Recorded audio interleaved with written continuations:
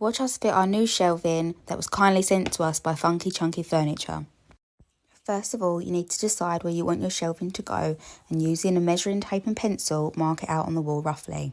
Then using the spirit level, make sure that everything is straight and mark out your drilling points.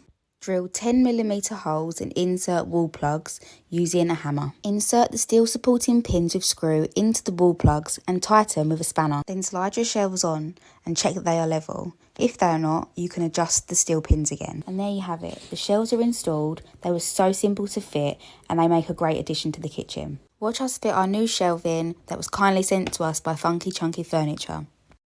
First of all, you need to decide where you want your shelving to go, and using a measuring tape and pencil, mark it out on the wall roughly. Then using the spirit level, make sure that everything is straight and mark out your drilling points.